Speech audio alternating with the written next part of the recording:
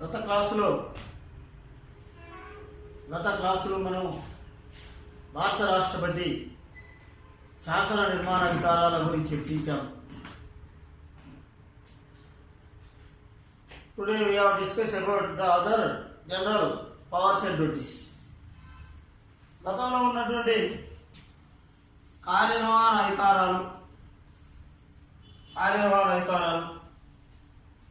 రెండో అధికారము legislative powers శాసన అధికారాలు, మూడో అధికారము ఆర్థిక అధికారాలు. ఇక్కడ మనము దీని గురించి చర్చించుదాం. ఇక్కడ ఆర్థిక అధికారం, ఎకనామిక్ పవర్స్ లేక ఫైనాన్స్ పవర్స్. ఏంటిది ఇక్కడ ఎకనామిక్ పవర్స్? భారత రాజ్యాంగం ప్రకారం ఎకనామిక్ పవర్స్ ఆర్థిక అధికారాలు. మన భారతదేశంలో ఒక సంవత్సర కాలానికి ఆదాయ వ్యయాల గురించి చర్చించేదానిని బడ్జెట్ అంటారు. బడ్జెట్ అనగా what is mean by budget? Budget అనగా ఒక సంవత్సర కాలంలో ఆదాయ వ్యయాల గురించి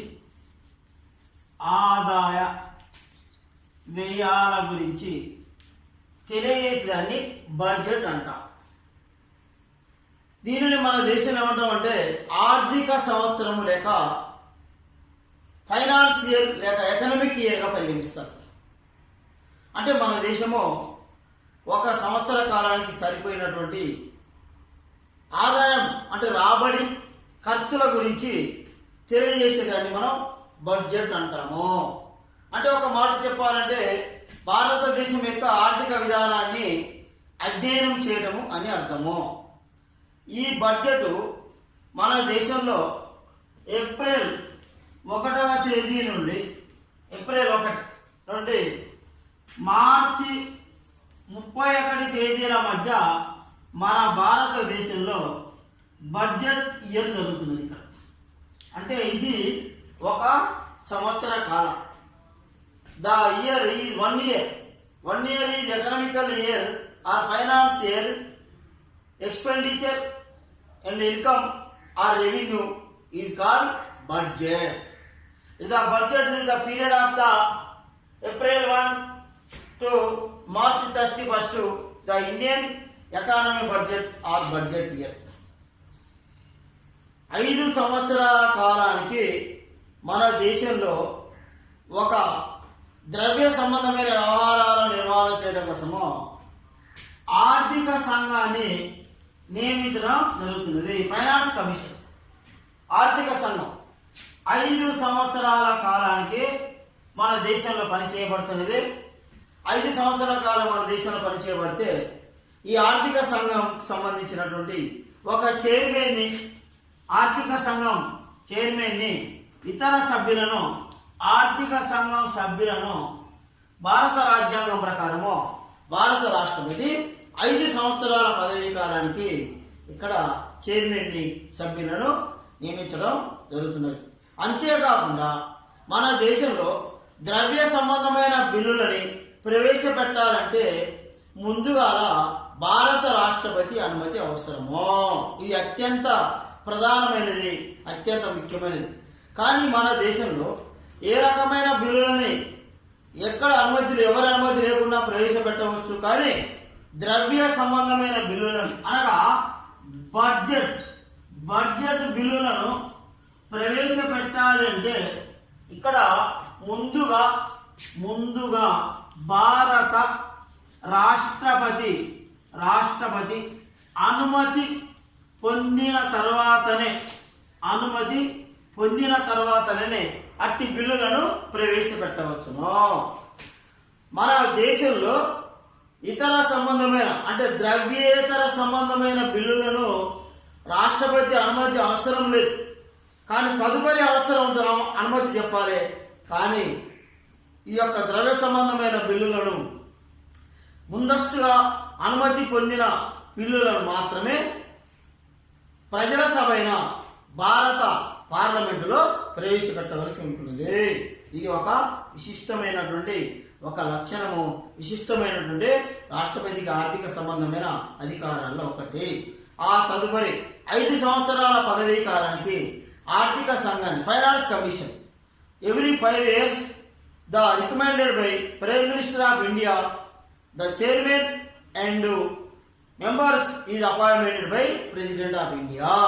5 ఏళ్ల కాలానికి ఒక ఆర్థిక సంఘం చైర్మన్ ని పరిమితిని నియామకం చేసే అధికారము భారత రాష్ట్రపతి ఉన్నది.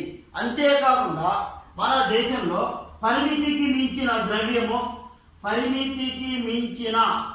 ద్రవ్యము దుర్వినియోగం జరిగినదా లేదా అంటే దుబారా వ్యయం ఉంటుంది. ఇంకా అదనపు ఎక్స్పెండిచర్, ఎడిషనల్ ఎక్స్పెండిచర్ దుబారా వ్యయం జరిగిందా లేదా అందుగల కారణాలను తెలుసుకోవడం జరుగుతున్నది. అంతేకాకుండా కంట్రోలర్ అండ్ ఆడిటర్ జనరల్, దాన్ని ఇంగ్లీష్ లో ఏమంటే C&AG అంటాం. C&AG controller and auditor general నివేదికను సమర్పించవలసిందిగా భారత రాజ్యాంగం ప్రకారము భారత రాష్ట్రపతి ఆయన అధికారాన్ని చెలాయించడం జరుగుతున్నది. అట్టి అధికారాన్ని ఆర్థిక సంబంధమైన అధికారంగా మనం చెప్పుకోవచ్చును. అంటే ముఖ్యంగా మనం చెప్పాలంటే ద్రవ్య సంబంధమైన బిల్లులను అంటే బడ్జెట్ బిల్లులను సభ ఆమోదం కనుక తెలపాలి అంటే ముందస్తుగా రాష్ట్రపతి అనుమతి లేక ఆమోదం అవసరము.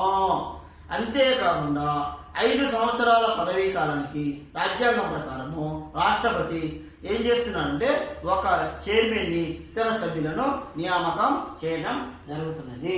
మన దేశంలో అదనపు అంటే వ్యయం దుబారా వ్యయం అంటే వేస్టేజ్ ఎక్స్పెండిచర్ పరిమితికి మించిన వ్యయం కనుక ఖర్చు చేస్తున్నారో లేదో పరిశీలన చేసే అధికారము భారత రాజ్యాంగం ప్రకారము రాష్ట్రపతి ఆయన పర్యవేక్షణ చేసే అధికారము ఉంటున్నది. ఇది అంతేకాకుండా కంట్రోలర్ అండ్ ఆడిటర్ జనరల్ నివేదికను పరిశీలన చేసే అధికారము రాష్ట్రపతికి ఉన్నది. ఇది ఆర్థిక సంబంధమైన అధికారము, economic power or financial powers గా మనం పిలుస్తున్నాము. ఇది 3వ సంబంధమైన అధికారంగా మనం పిలుస్తున్నాం అక్కడ చెప్పవచ్చు. And next one and the 4th one is the President of India powers and duties. It is an judiciary powers. Judiciary powers న్యాయ అధికారాలు లేదా న్యాయ సంబంధమైన అధికారాలు. మనము ఇది కాలుడు జ్యుడిషియరీ పవర్స్ న్యాయాధికారాలు చెప్తుంది. అంటే న్యాయ ఏంది ఇక్కడ భారత రాష్ట్రపతి సుప్రీంకోర్టు ప్రధాన న్యాయమూర్తులను రాష్ట్రపతి భారత సుప్రీంకోర్టు ప్రధాన న్యాయమూర్తులను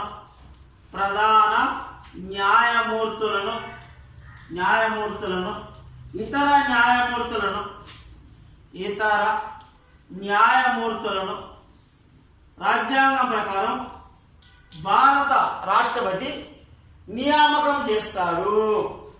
అంటే ఆయన ఆషామాషిగా నియామకం చేయడు. ఆ సుప్రీంకోర్టుకు సంబంధించినటువంటి ఒక కమిటీ ఉంటుంది.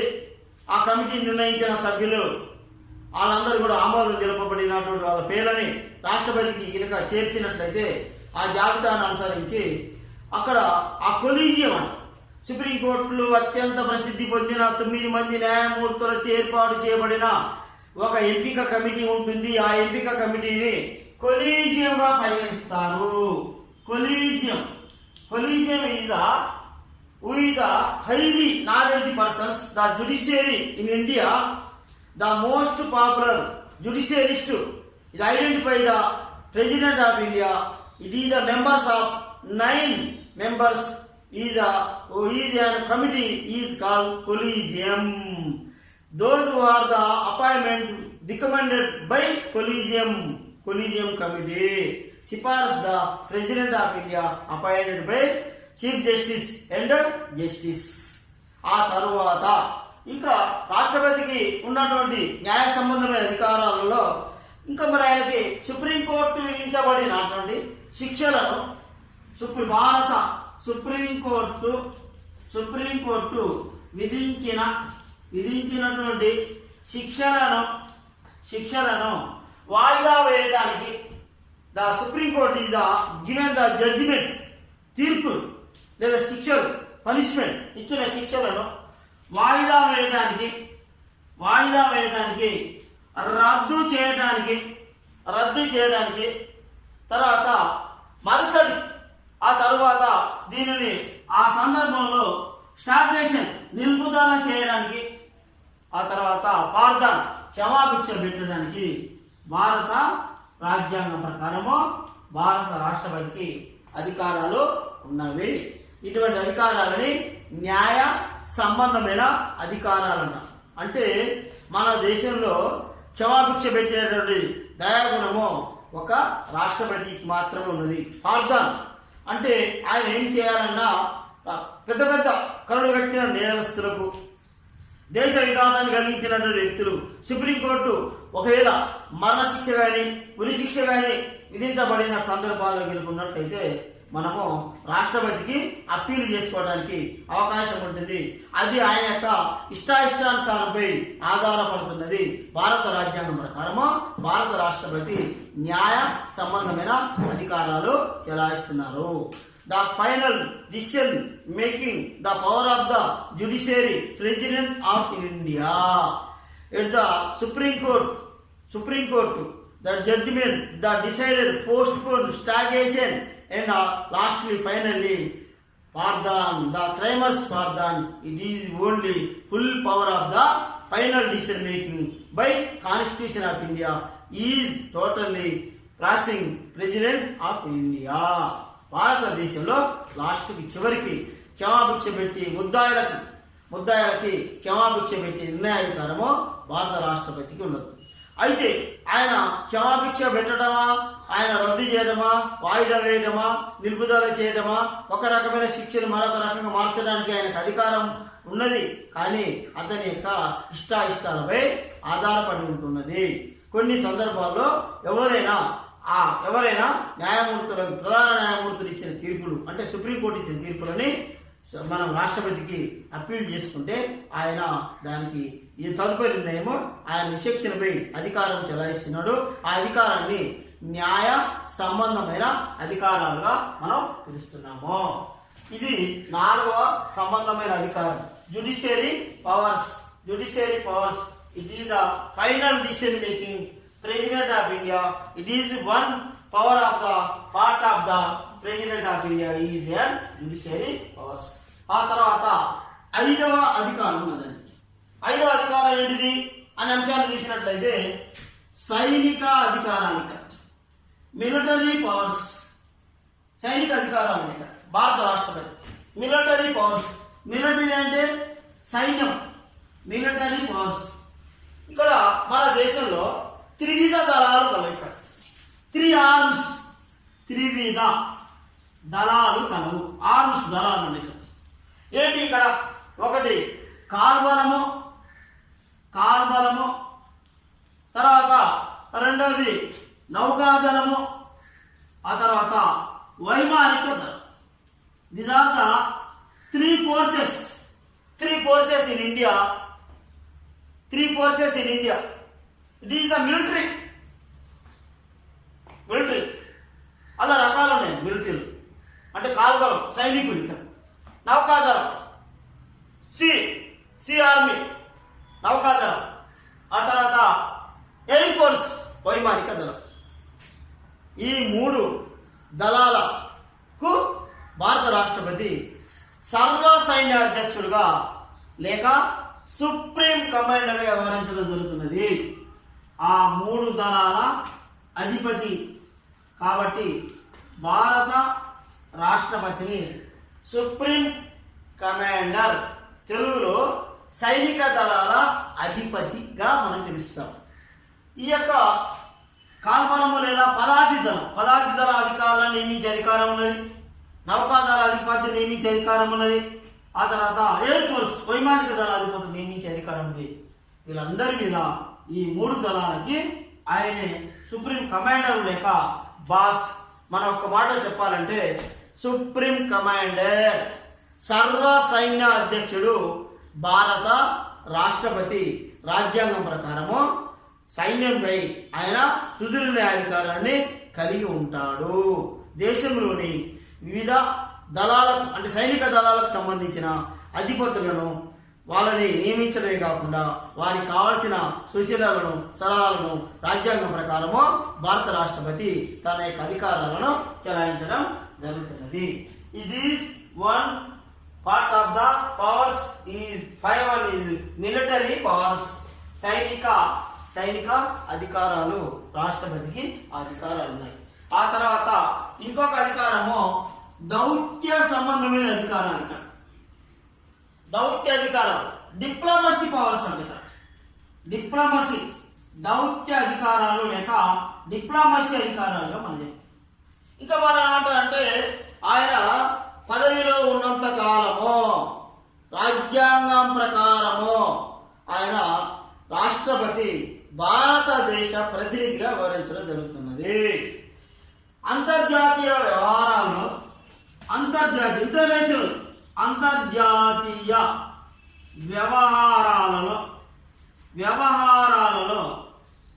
వ్యవహారాలలో రాష్ట్రపతి భారతదేశానికి ప్రాతినిధ్యం వహిస్తున్నాడు. ఇక్కడ అందరూ నోటు పెన్ను తీసుకొని రాసుకోండి. ఈ ప్రశ్న చాలా ఇంపార్టెంట్ ప్రశ్న, చాలా విలువైన ప్రశ్న, 10 మార్కుల ప్రశ్న. అంటే దౌత్యం అంటే రాయబారాలు అనుకుంటా. ఇక్కడ విదేశీ రాయబారులను, దేశం తరపున ఉన్న అంబాసిడర్, వివిధ దేశాలకు కావాల్సిన రాయబారులను, విదేశీ ప్రతినిధులను, representatives, foreigner representatives, the representative in India, the appointed by President of India.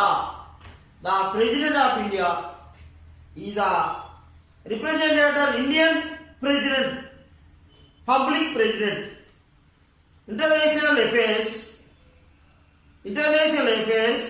the representation in India.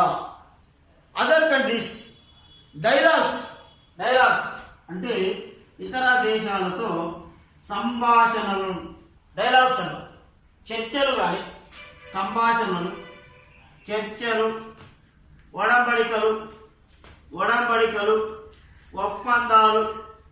ఒప్పందాలు దేశానికి తరపున ఆయన అంతర్జాతీయ వ్యవహారాల్లో ఆయన ప్రాతినిధ్యం వహిస్తున్నాడు. కాబట్టి భారతదేశానికి కావలసిన వ్యవహారాలలో ఇతర దేశాలకి ఒక దేశ ప్రతినిధిగా ఆయనకు అధికారం ఉన్నది.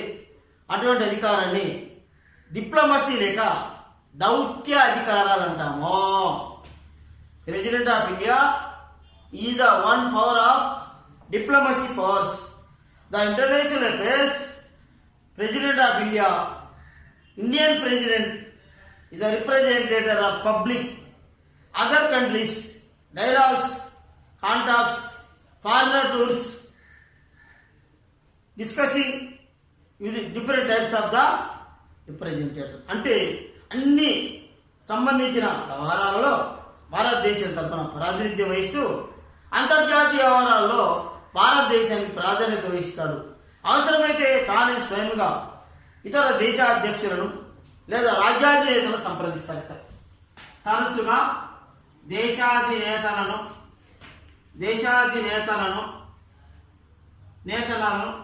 అధిపతులను చర్చలు జరిపి సంభాషణలు జరిపి దేశం తరఫున దౌత్య సంబంధమైన విషయాలను రాష్ట్రపతి రాజ్యాంగం ప్రకారము ఆయన విశేషమైనటువంటి అధికారాలు కలిగి ఉన్నవి. అటువంటి అధికారాన్ని దౌత్య సంబంధమైన అధికారాలుగా మనం చెప్పుకోవచ్చును. ఈ అధికారాలని 6 రకాల అధికారాలు ఉన్నాయి. ఈ 6 రకాల అధికారాలని సాధారణ అధికారాలు అంటాము. General powers, the president of India, general powers, rights and duties. First one కార్యనిర్వహణ అధికారాలు. మన షార్ట్ డిస్ట్రిక్ట్ లో అంతా రాయాలంటే కొన్ని సందర్భంలో రాయలేకపోయినా ఆ అంటాం. ఆ అంటే కార్య, ఆ అంటే అధికారం. కార్య కార్యనిర్వహణ అధికారాలు, శాసన అధికారాలు, శాసన అధికారాలు, ఆర్థిక అధికారాలు, సైనిక సంబంధమైన అధికారాలు, తర్వాత దౌత్య సంబంధమైన అధికారాలుగా మనం చెప్పుకోవచ్చును. ఇవి భారత రాష్ట్రపతికి ఉన్నటువంటి అధికారాలలో ఒక భాగము. సాధారణ అధికారాలు ఇప్పుడు క్లీన్ చేస్తున్నానండి. తర్వాత ఇప్పుడు మరొకటి అసాధారణ అధికారాల గురించి చర్చించదు. ఇక్కడ ఇప్పుడు రాష్ట్రపతి యొక్క సాధారణ అధికారాలు చర్చించాము. ఒకసారి మళ్ళీ మీరు గుర్తు తెచ్చుకోండి. ఒకటి శాసన అధికారాలు, శాసన అధికారాలు, కార్యనిర్వహణ అధికారాలు, ఆర్థిక అధికారాలు, న్యాయ సంబంధమైన అధికారాలు, దౌత్య సంబంధమైన అధికారాలు, సైనిక సంబంధమైన అధికారాలు. ఆ తర్వాత రాష్ట్రపతికి ఇంకొక అధికారాలు ఉన్నాయి. అటువంటి అధికారాలని అసాధారణ అధికారాలు అంటాం. ఇక్కడ భారత రాష్ట్రపతి అసాధారణ అధికారాలు అంటే ఇవి ఎటువంటి అంటే ఇవి కొన్ని ప్రత్యేకమైన సందర్భాలలో రాజ్యాంగం యొక్క అధికారాన్ని వినియోగిస్తూ ప్రత్యేకమైన సందర్భాలలో రాష్ట్రపతి రాజ్యాంగం ప్రకారము అధికారాలు చెలాయిస్తున్నాడు. అటువంటి అధికారాలని అసాధారణ అధికారాలు. వీటిని మనం ఒక మాట చెప్పాలంటే ఆర్డినెన్సులుగా పరిగణిస్తున్నాం. ఇక్కడ ఆర్డినెన్సులుగా ఎప్పుడు భారతదేశానికి ఏదైనా దేశం లోపల బహిర్గతంగా అంతర్జాతీయ వ్యవహారాలలో విఘాతం కలిగిందని భావించబడినట్లయితే రాజ్యాంగం ప్రకారము భారత రాష్ట్రపతి ఆయన వినియోగించే విచక్షణ అధికారాలని అసాధారణ అధికారాలుగా మనం పిలుస్తున్నాము. ఈ అసాధారణ అధికారాలు 3 రకాలుగా మనం పేర్కొనవచ్చు. భారత రాష్ట్రపతి అధికారాలు, అసాధారణ అధికారాలు 3 రకాలుగా మనం పేర్కొంటున్నాము. ఈ 3 రకాల అధికారాలలో ఒకటి 352వ ఆర్టికల్ దీనిని నేషనల్ ఎమర్జెన్సీ డిక్లరేషన్ అంటాము. నేషనల్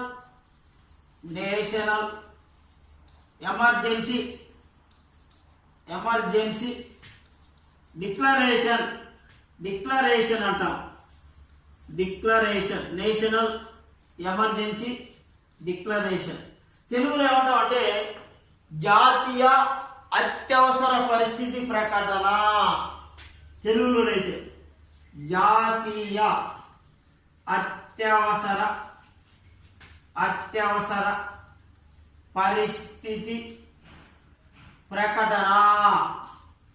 నేషనల్ ఎమర్జెన్సీ డిక్లరేషన్ అంటే భారతదేశానికి, నేషన్ అంటే దేశం లేదా జాతి లేదా ఒక రాజ్యం. Nation means it is and state. Nation throughout country.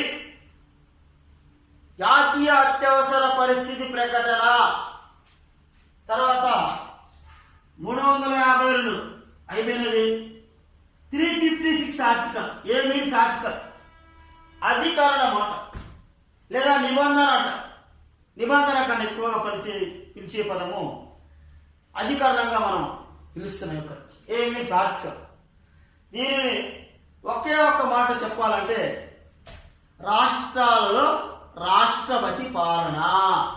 ఒకే ఒక మాట చెప్పాలంటే, అసలు సిసలుగా చెప్పాలంటే రాష్ట్రపతి పాలన. Presidents rule in state. తెలుగులో నుంచి మార్చింది ఇంగ్లీష్లో మార్చింది. President rule in the state. రాష్ట్రాలలో రాష్ట్రపతి పాలన. ఆ తర్వాత 3వ అంశాన్ని మనం చూసినట్లయితే third one is the 360 article. 360 article. ఈ 360 ఆర్టికల్ దీనిని national emergency declaration. National emergency emergency declaration, national emergency declaration అంటే జాతీయ ఆర్థిక అత్యవసర పరిస్థితి ప్రకటన. దీన్ని తెలుగులోనైతే జాతీయ ఆర్థిక అత్యవసర ప్రకటన మనం పిలుస్తున్నాం. ఈ మూడు రాష్ట్రపతికి అసాధారణ అధికారాలు ఉన్నాయి, లేకపోతే డిస్క్రిమినరీ పవర్స్ విచక్షణ అధికారాలు ఉన్నాయి. The president of India 3 powers is ordinary powers, it is discrimination powers. ఈ ప్రశ్న very most important, 2 marks question, very important. భారత రాష్ట్రపతి అసాధారణ అధికారాలు ఎన్ని రకాలు ఇవేవి? The president of India discriminatory powers is 3 types or classifications, 3 types. First one is 352 article, National Emergency Declaration, and second one 356 article, States President Ruling, and third one 360 article, Emergency Declaration. These are the including President of India 3 discriminatory powers or ordinance. In the sometimes if you have any Indian sovereignty, either disobedient, either occupying country, military revolt, these are the including our declaration. Discriminatory powers అంటే మన రాజ్యాంగం ప్రకారము కొన్ని అంటే ఆ సందర్భంలో ఆయన రాజ్యాంగం కన్నా ఎక్కువ విశేషమైన అధికారాలు భారత రాష్ట్రపతి చెలాయిస్తాడు. ఆ సందర్భంలో కొన్ని సందర్భాల్లో ఉపయోగపడుతున్నవి. ఇవి చాలా అత్యంత కఠినమైనటువంటి అత్యంత ముఖ్యమైన అసాధారణ అధికారాలు భారత రాష్ట్రపతికి. దీనిని విచక్షణ అధికారాలుగా మనం పిలుస్తున్నాము. 352వ నిబంధన ప్రకారము national emergency declaration, 356 article, national president rule in India అంటే దేశంలో ఏదైనా if any state or other 2 or 3 states recommendation the cabinet declaration president of India at the same time remove the chief minister in his cabinet. At the chief minister in his cabinet remove the same place the central or representative the governor the ruling in the state at the same time the 356 article. And third one is the 360 article, national emergency declaration. ఒక అంశాన్ని ఇప్పుడు మనం చూద్దామండి. First one is the we have see the about that national emergency declaration. What is national emergency declaration? దేశం యొక్క సార్వభౌమాధికారానికి సమగ్రతకు విఘాతం కలిగినటువంటి సందర్భాలలో రాష్ట్రపతికి 352 ప్రకటన జారీ చేస్తాడు. దీనిని జాతీయ అత్యవసర పరిస్థితి ప్రకటన అంటాము. దేశ సార్వభౌమాధికారానికి సమగ్రతకు లేక విదేశీయులు ఎవరైనా సైనిక దేశ ఆక్రమణకు గురి అయిన సందర్భాలలో రాజ్యాంగం ప్రకారము రాష్ట్రపతి వినియోగించే అత్యంత ప్రధానమైన అంశము భారత జాతీయ అత్యవసర పరిస్థితి. ఈ విచక్షణ అధికారాన్ని discrimination or ordinance powers is the constitution, more constitution, the fully power of the President of India, 352 article. అంటే మన దేశంలో ఎవరైనా విదేశీయులు దాడి కానీ దండయాత్ర చేసినప్పుడు, దేశ ఆక్రమణకు గురైనప్పుడు మన దేశం యొక్క సార్వభౌమాధిక sovereignty national integrity the disputes other countries is occupying. It is declaration 352 article. It is only power of President of India.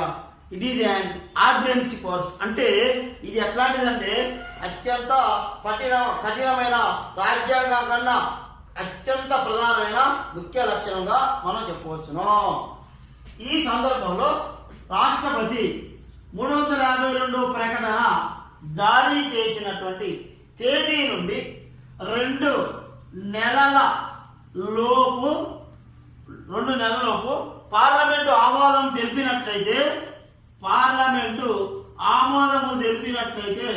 అది 6 నెలల కాలం వరకు కొనసాగుతున్నది.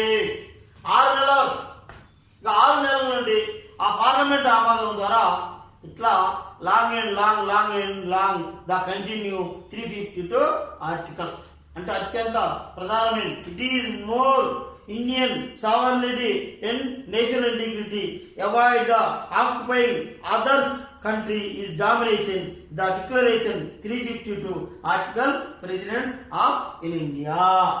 And after that, it's the same time in the 4 times the declaration in India. అంటే ఈ ప్రకటన మన దేశంలో 352వ నిబంధన మన దేశంలో ఇక్కడ first one is the implementation of declaration 1962 Bharat and China war. భారతదేశము చైనా యుద్ధము సందర్భాలలో ఇది ఫస్ట్ డిక్లరేషన్. ఇది avoid the Indian constitution 352 article 1962 Bharat China యుద్ధం. And second one is the 352 implementation 1965 Bharat and Pakistan is the declaration is the second time. And third one is the 1971 declaration in the Bharat and Bangladesh war. And at the same time Pakistan war, Bharat Bangladesh war and Pakistan war at the same time 1975. And the fourth one is the implementation 352 article 1975 Indian emergency దేశ అత్యవసర పరిస్థితి ప్రకటన. At the 4 times the implementation is in India. Now presently Indian constitution established 1975 is a declaration 352 article. It is an 4 times. అంటే మన దేశంలో ఇప్పటి వరకు 352వ నిబంధన 4 సార్లకు పైగా ప్రయోగించారు, ఎక్స్పెరిమెంట్స్ చేయడం జరిగింది. ఒకటి భారత్ చైనా యుద్ధము, ఒకటి రెండవది భారత్ పాకిస్తాన్ యుద్ధము, భారతదేశము బంగ్లాదేశ్ యుద్ధము ఏర్పాటుతోనూ పాకిస్తాన్ యుద్ధం జరిగిన సందర్భంలోనూ, తర్వాత 1975 భారతదేశంలో అత్యవసర పరిస్థితి ప్రకటన విధించారు. ఇది 2 మార్కుల ప్రశ్న అండి. ఇది ఇప్పటి వరకు మన దేశంలో 352వ నిబంధన ఎన్ని సార్లకు ప్రయోగించారు అంటే మనము ఇది 2 మార్కుల ప్రశ్న. Very very very important. అంతకంటే ముఖ్యమైనది జాతీయ అత్యవసర పరిస్థితి ప్రకటన. దేశ సార్వభౌమత్వము, సమగ్రత, జాతీయ సమైక్యత వివాదం కలిగిన సందర్భాలలో, దేశ ఆక్రమణ గురైన సందర్భాలలో రాష్ట్రపతి విడుదల చేసే అత్యవసర పరిస్థితి ప్రకటనే 352వ నిబంధనగా మనం పిలుస్తున్నాము. 352వ నిబంధనగా